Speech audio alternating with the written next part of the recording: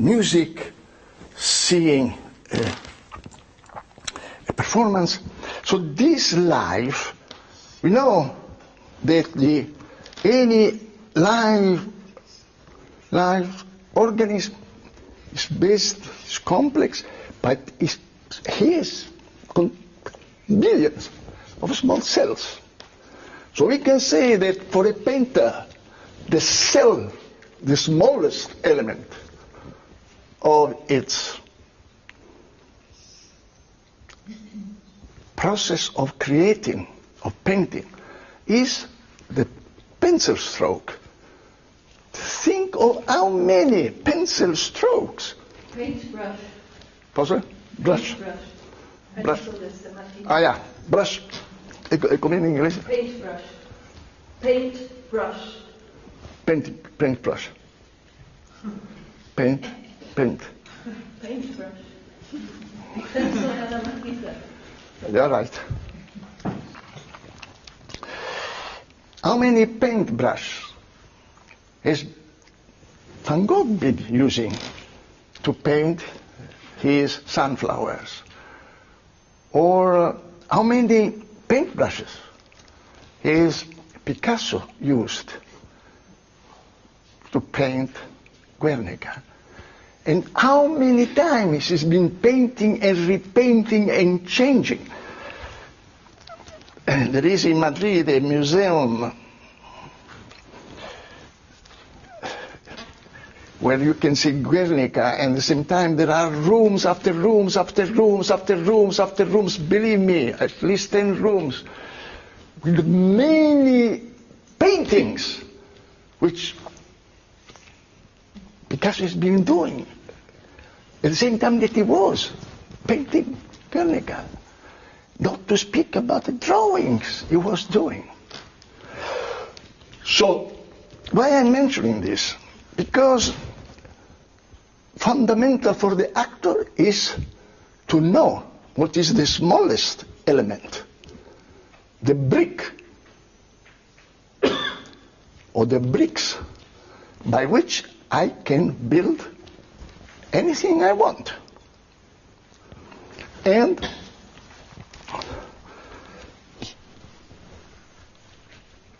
if Kandinsky gave an extraordinary definition of what is painting. He said, art, painting, as art consists in surface, in a collision.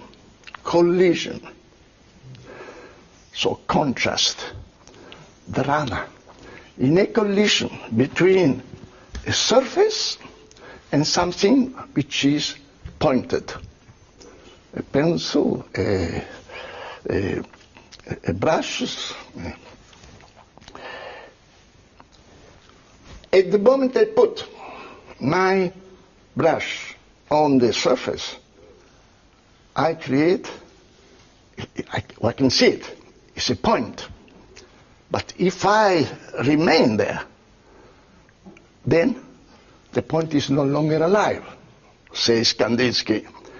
Therefore, in order to make this point alive, I have to make another point, and then another point, which means that movement is indicating that you are building life.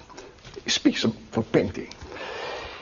But one point after the other, on the surface, what is creating? A line. And this is how the painter works in these collisions, point which cannot remain there, otherwise the entropy, inertia will become present, and therefore the movement is fundamental. Now, if we think of this definition and say, but for me, as actor, in what consists this first elementary, what he calls the proto-element of painting? Proto-element of painting is a point, he says. What is the proto-element of the actor? Yes. The first perceptible sign that a spectator, someone, can observe. It is clear? No. If, as a painter, I put my pencil, my brush there, just with my pen, puff, and take away, then there is a sign. If I, as a poet, I begin to write, nel, I'm Dante, I start writing nel mezzo del cammin di nostra vita, I begin with nel. This is the first word, nel, in. This is the first word. This is the proto-element. You understand the way of thinking? If I am a composer, and I want to compose a symphony, what I put? What is the first sign? Is a note.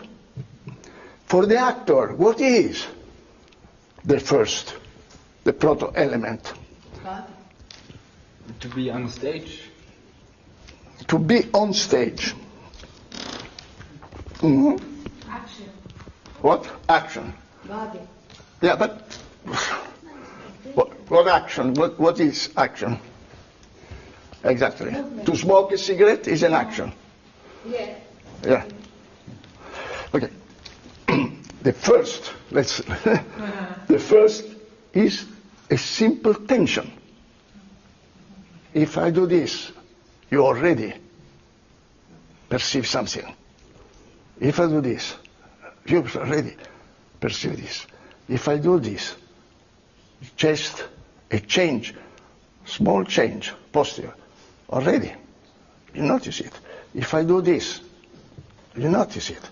So the smallest element in the actor's expressivity or tools is attention. Now, the word tension is very dangerous, because if you go to a theater school, the first thing your teachers tell you, don't be tense, don't be tense. But if you are not tense, you just fall down, because you must be tense in order to keep yourself erected and move. The very important thing is that you don't have superfluous tensions. This is the main problem for the actor. But no, the relaxation opposite. The more you are ready, you are in a state of readiness, the more in reality your adrenaline is functioning, the more you have a chance that your creative process, will be a good one, because there you start mentally, psychically, the physical machine comes into a unity. Therefore, the quality of tensions are fundamental. Now, all this has to do with the technique. for the actor. And the first thing the actor should learn is how to separate, indicate the different tensions which anything is doing, the actions you were mentioning. I do many actions. I'm doing here many actions. I'm moving my hands, I'm speaking, I'm walking, I'm looking, etc. There are many, many actions, simultaneous. But all these things is a sum, an addition of tensions, different tensions, different tensions, different tensions, different tensions. If I ask Julia,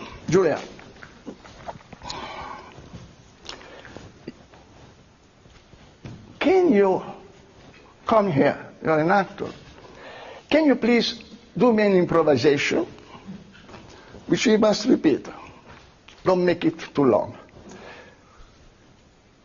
Your reactions to the spectators. To the spectators? Yeah, to them. Physically? Physically, yeah.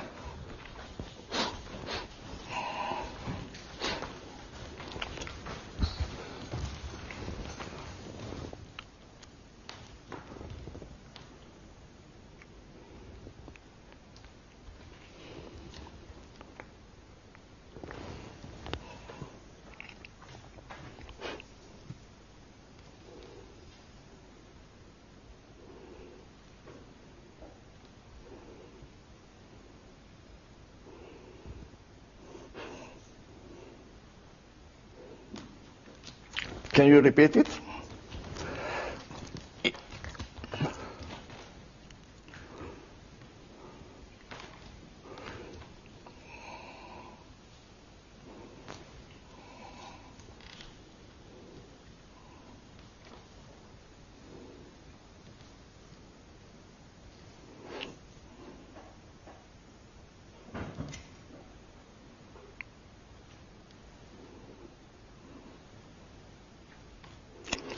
Can you repeat again?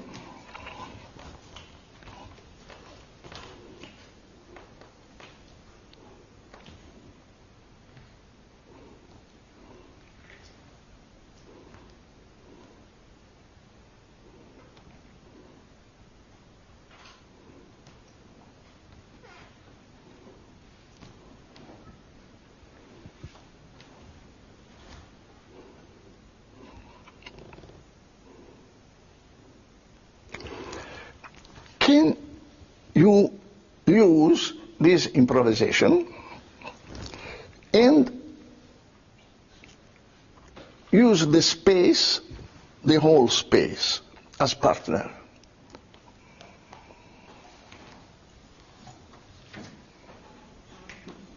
You understand what is the task? She is working the space. Space is our first partner.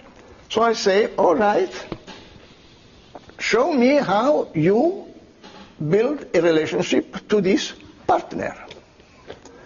But using the structure, the signs, what you have found with the first improvisation, a reaction to a group of people sitting in front of you.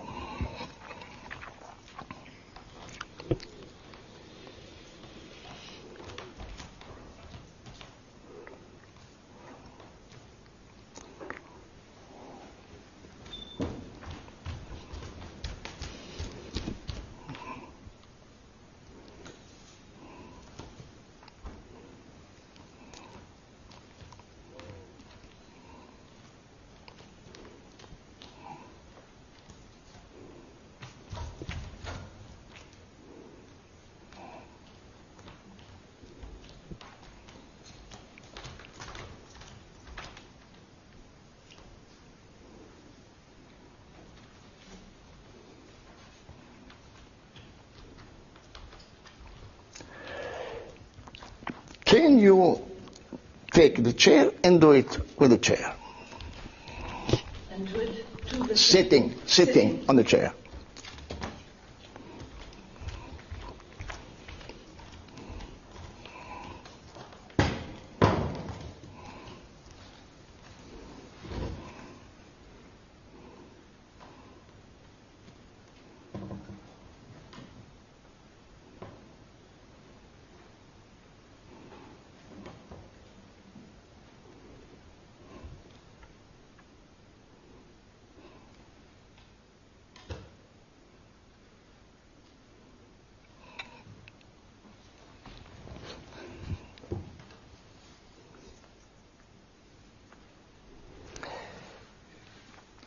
Can you, sitting on the chair, trying to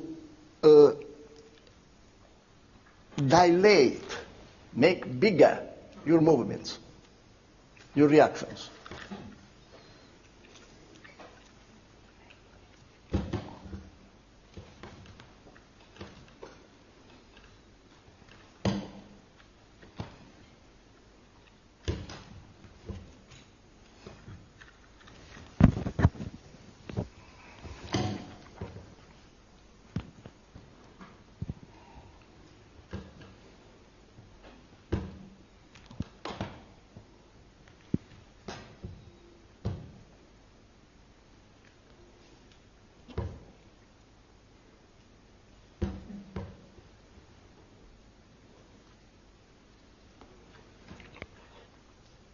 Can you imagine that you are make a miniature of all your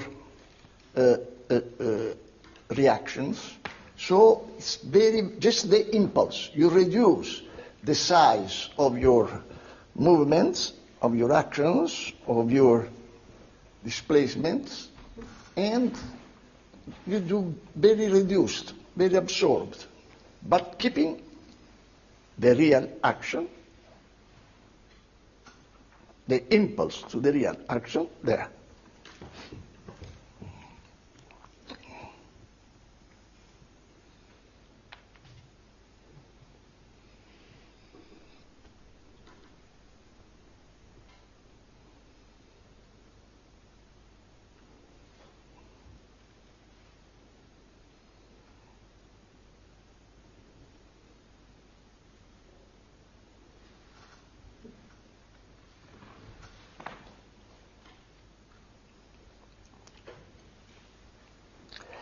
Can you mix together the three, all day, there were 3 or 4 different situations where you were sitting. Sometimes you were just doing your scene, sitting, then you were dilating the movement, then you were reducing, making them in miniature. Now you can freely start composing, making a montage, going from one, or choosing the different elements from the 3 different situations.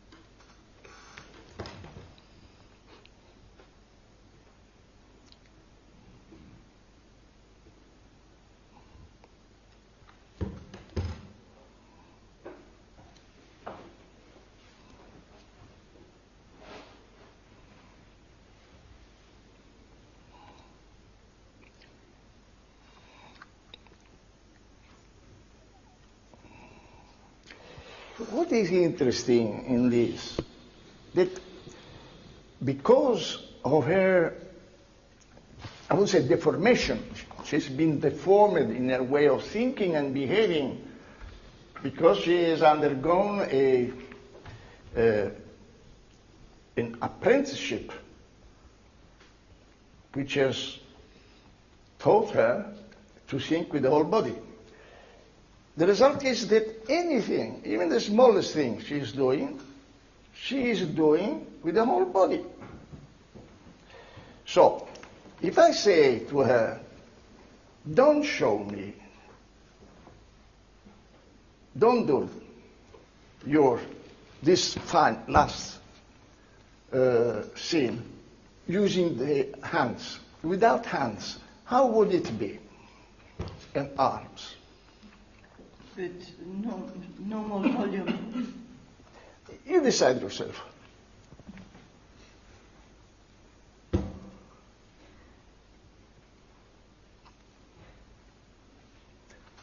Now, if you look at her feet, then you will see how all the time she's pressing and changing the balance.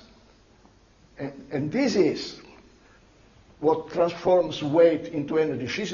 Although it's very difficult when you sit because all the weight is on your bottom, nevertheless she sits in a particular way so that she can all the time press down and make whole the body,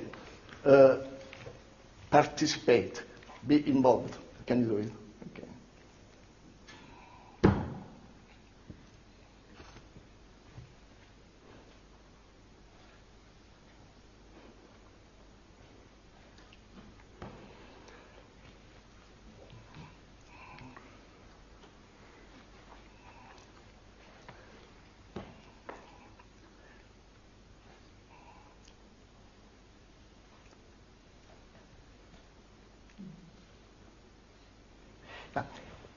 This we can call, I call it structure, but we can call a score, a succession of actions, a scene. It doesn't matter how do we call, but what is interesting is that the actor is able to repeat it all the time according to the motivations or images or impulses of the beginning.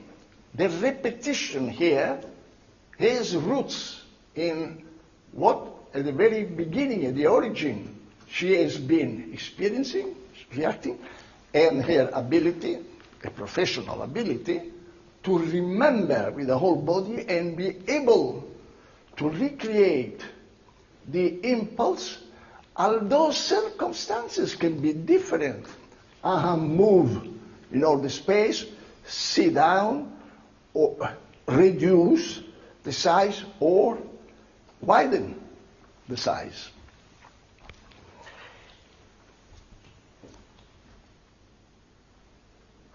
If now you should show us,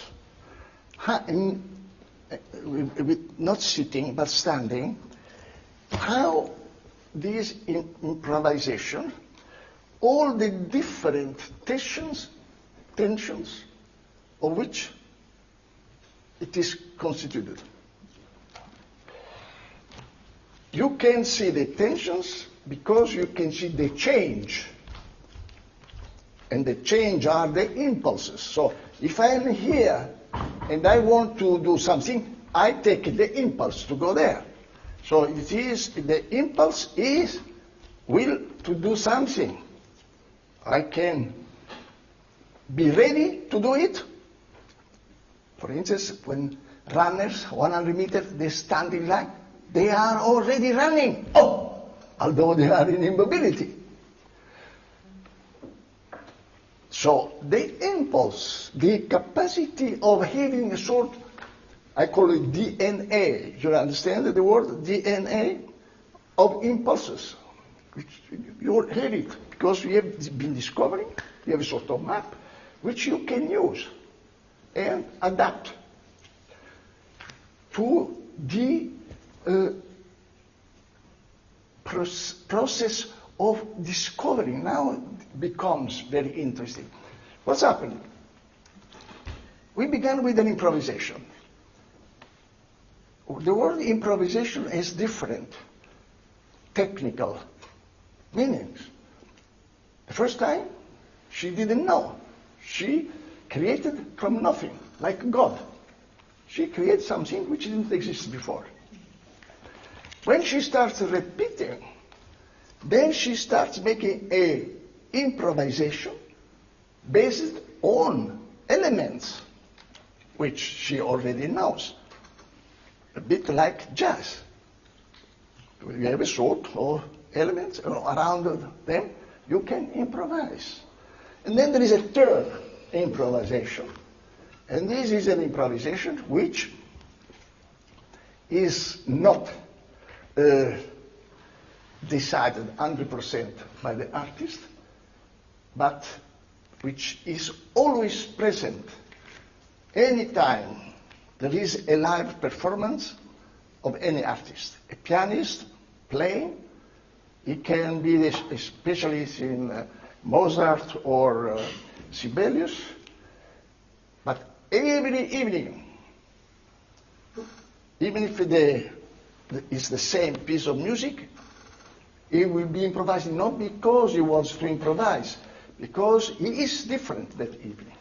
So there is a third type of improvisation, which is due to the fact that we are living beings and we react to our physical, psychical conditions. If somebody in the audience is present, our beloved or important critic, our mother or somebody we dislike, all these affects minimally. There is. But for us, mostly interest the improvisation, which Stanislavski was the first one to use this sort of improvisation, where you create from nothing. Because always the professional actors were commedia dell'arte, when they were improvising, what they were doing, they learned hundreds and hundreds of elements which they will put together. They were very good in improvising verbally because they had been learning sermons, religious sermons, military treaties, philosophical dialogues, all these poems, love poems, vulgar poems. So they had the huge capacity of suddenly start speaking philosophically and then go over to the most vulgar and infamous prosa.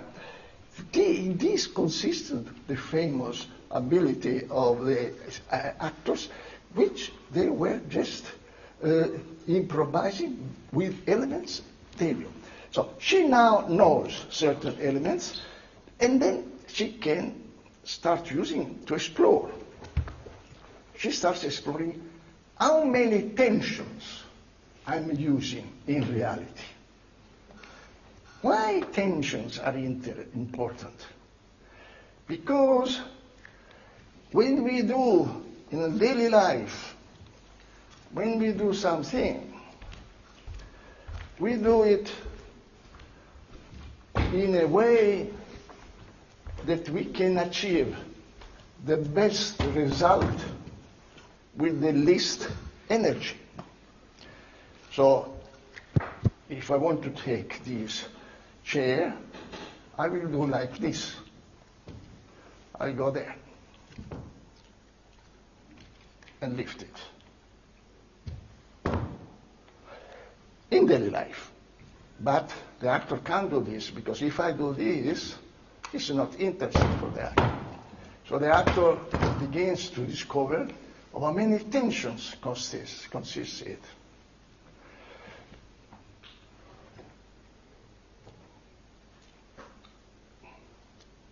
One, two, three, four, five tensions.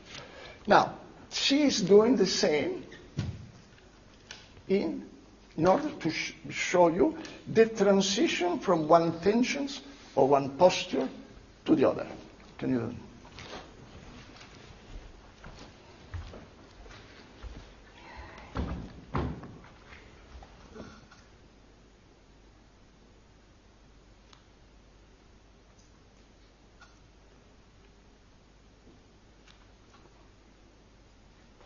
Un po' più grande la pausa, giù.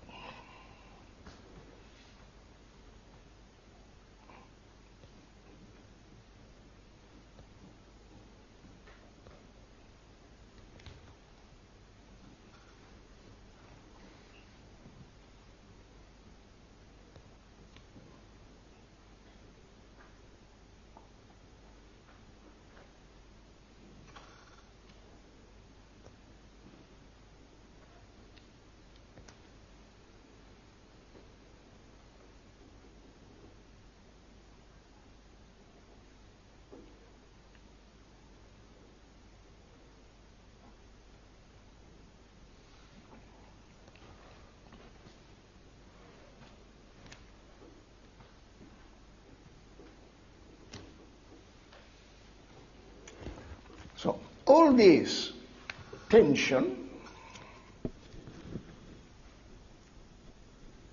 is the proto element of the actor probable expressivity. If you are able, as an actor, to know how to compose all this, because if you should use, for instance, this score or this scene, this improvisation, to sit down, just sit down, take the chair and sit down. You want me to use the scene to go and take the chair? Take the chair and sit down, yeah. How would you be doing this?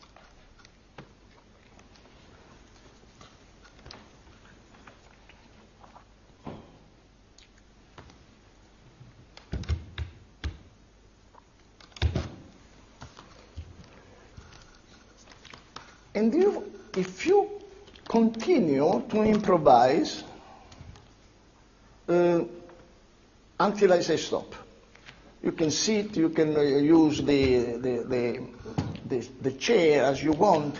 The chair can sit on you. She has. What is interesting in reality? The improvisation itself is not very so interesting, but it is how we are going to use the improvisation, the result of improvisation, in order to explore.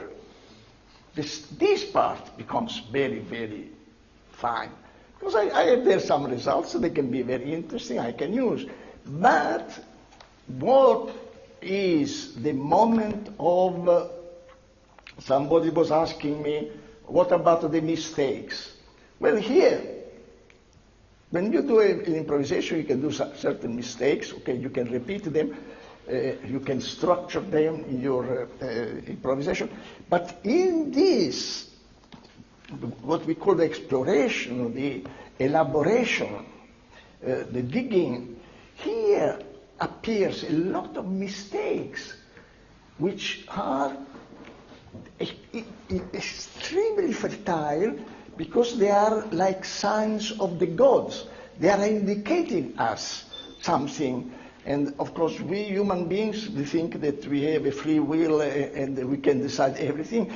And all this type of work is how to find the signs which the gods are sending us, or the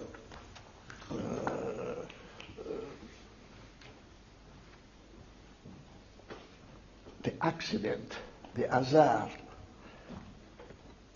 So, now, can you begin to work and explore, Julia?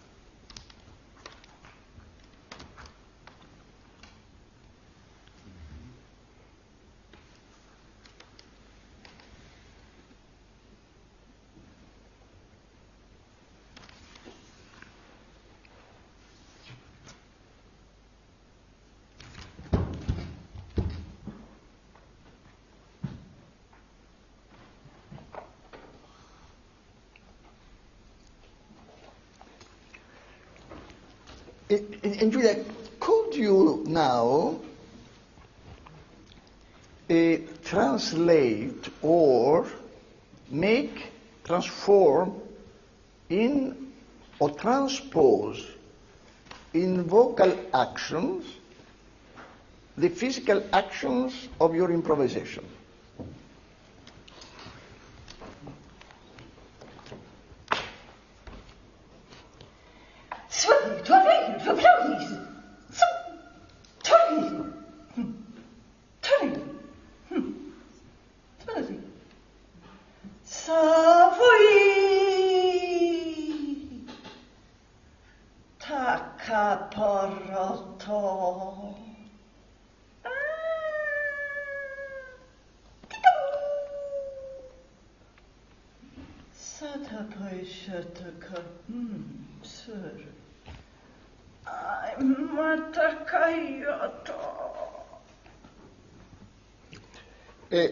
The text you are using in your training, which one is? Just which you know by heart. Any text you know by heart. Can you use a text now? The raven himself is force that croaks the fatal entrance of Duncan under my battles. Can you spirits attend on mortal thoughts and sex me here and fill me from the crown to the toe, top full of direst cruelty, make thick my blood. Okay. This is, in reality, the way we work.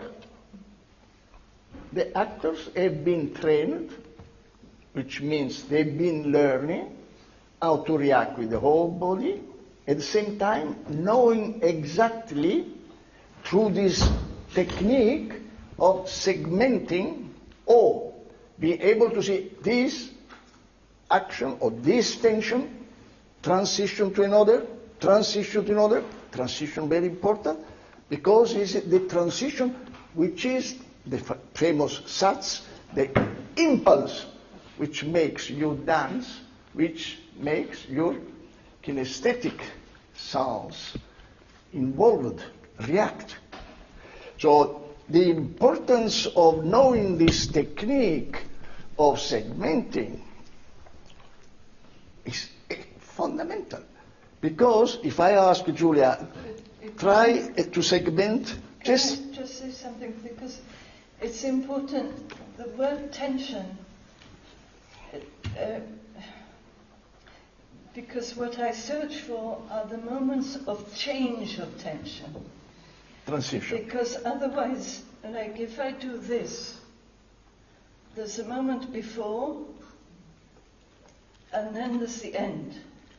But if you ask people to make segmentation, they will probably do this. And there's no change of tension. So what you need to find are the moments of change of tension, and not just the tension, because otherwise you create a series of cramps. All this is something which you cannot learn intellectually. It's something you have to learn by doing. This is simply. Therefore, training, when you have an instructor who knows why you are doing this, it teaches you to think in the way she's trying to explain. But what is interesting for you, why it's so important, this segmentation? Can you just segment the way to sit down?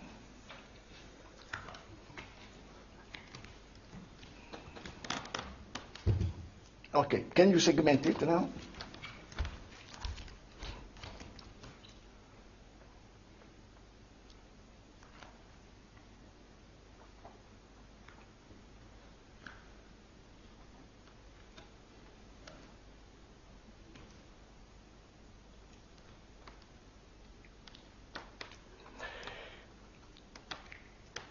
what she's doing in reality, continue, she's putting a frame in each of changes of tensions. You understand that? And this is what makes you see her. Although you know that she is just moving, going to see it, you don't recognize it. And this is what is a principle which exists in all creative fields. Estrangement. Without estrangement, you don't have no art. The painter who tried to paint this room is obliged to estrange it because from a three-dimensional space is putting on bidimensional. If I feel a huge love for Julia and I want to write a sonnet, I have to estrange the pleasure of embracing her into words. Chiare, fresche, dolci acque, dove le belle membra pose con Petrarca. If I am a composer, so this of estranging is also a way or a procedure which is fundamental in any artistic discipline, and therefore for the actor the physical training helps, because I can say to her, can you start improvising so that you break the expectation of the spectator. Sometimes you go forward, sometimes you backward. Look, because if she's there and I say, go and sit, go and sit. Already, you know that she's going to sit. If I say, go and sit, and she thinks like a good actor, say, go and sit.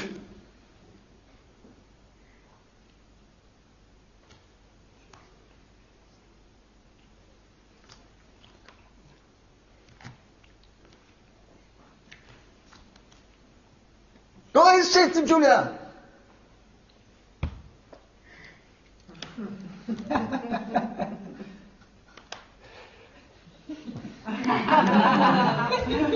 You see what she's doing.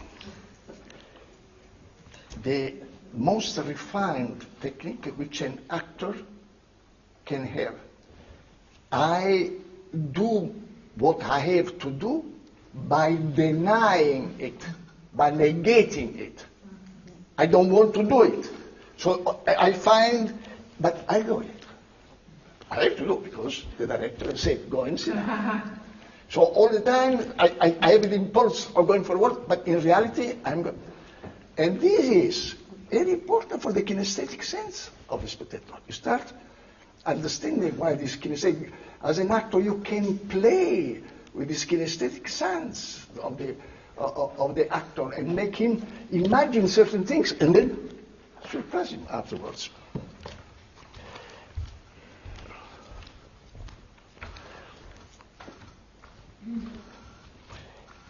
You may ask the actor now questions about this type of work.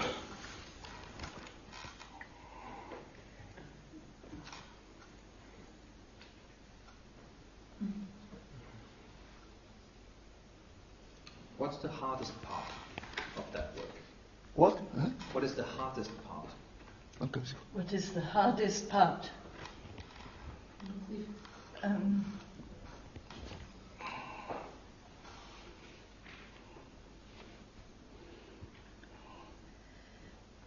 I suppose remembering, if you then have to fix it. Because while you're improvising, there's a lot of pleasure in finding all the variations, because you're in the moment. But when it's something so small and detailed, then the moment of remembering and fixing can be hard. Especially if you're doing just one action, sitting down. But if you've got so many details within it, then it's difficult to remember. when we began, the Odin, the actor was doing an improvisation. I gave a subject for his improvisation, and the actor was improvising. And all other, the colleagues and myself, we were writing down what she was doing. At that time, actors were doing improvisation which could last 15, 20 minutes, half an hour, and it was hell to reconstruct them. It took us 1 week, 2 weeks, because no, my hand here, yeah, but the finger was like this, at the same time. So very often there was a sort of discussion between those who had been writing. But it's evident that no actor, no human being is able to remember all the small variations, nuances of the rhythm of these impulses, which always fascinate when made first time. When you repeat, you just repeat the memory of it, and becomes much more flattened. While what is interesting in improvisation is the fact that it is just like a electrogram. Then, in the 70s, appeared a technological marvel called video. So we thought, we can take a video of the improvisation. That was very interesting because some of the actors, we started using all of us, but some of the actors, after a while, they didn't want to use it. Because they were very surprised to see how they looked like during the improvisation.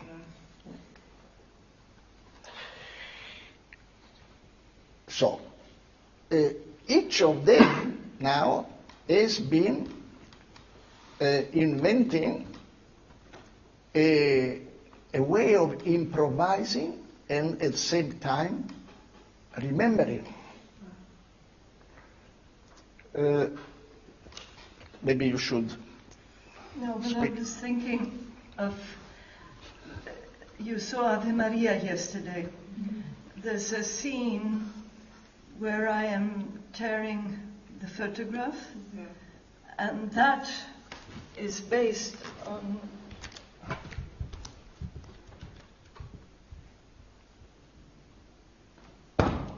this.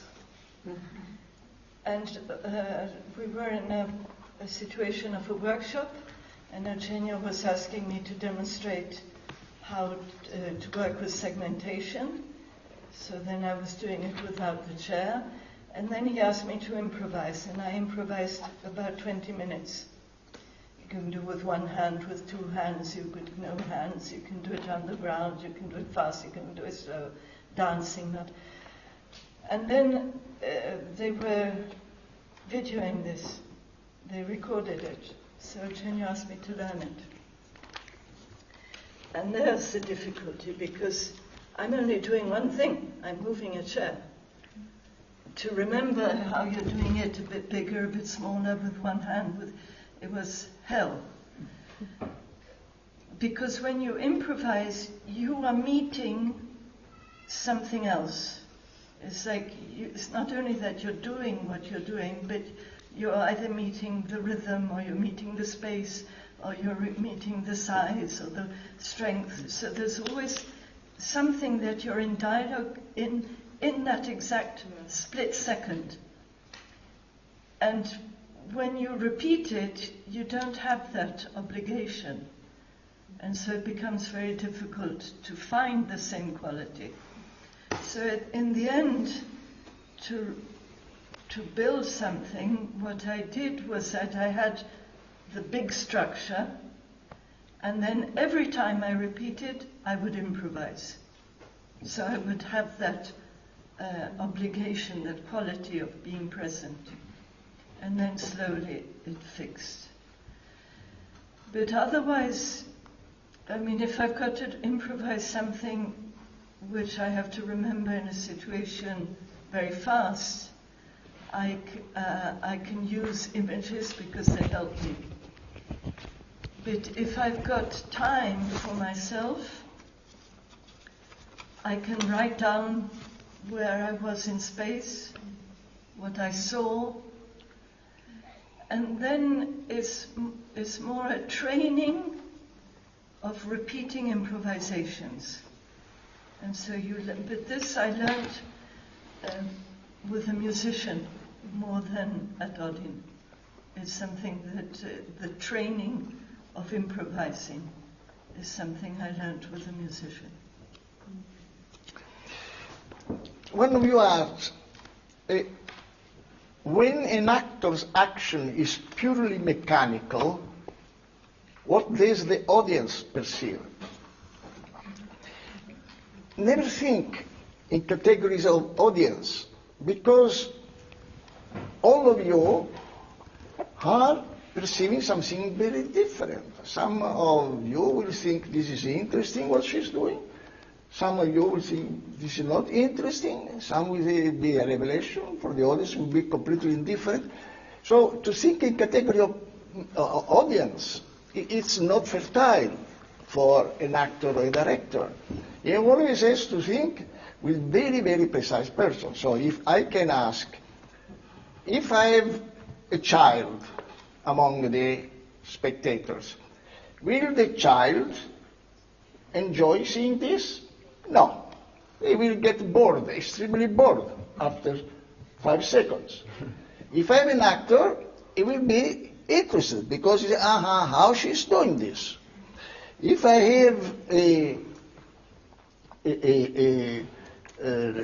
expert, a doctor, he will be interested in the stress or in the muscles. So each spectator thinks is different.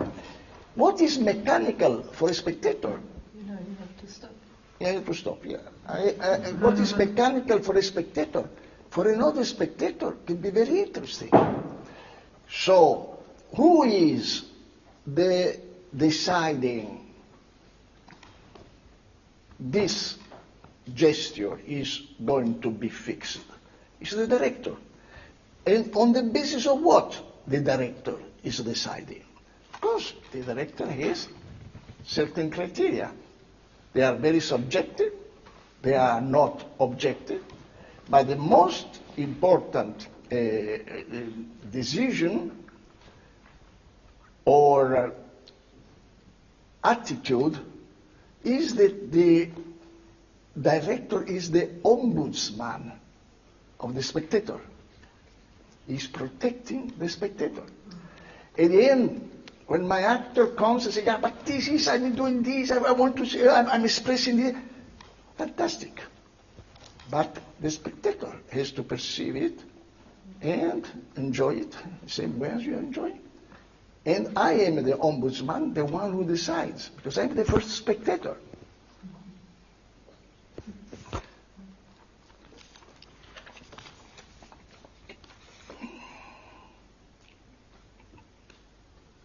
Okay. Thank you. Thank you.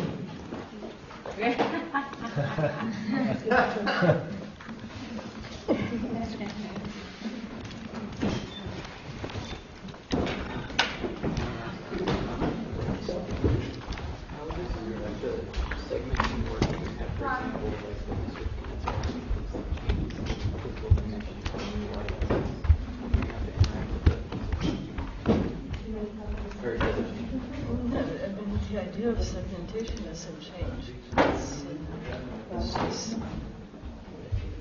when you have a costume like that, you have to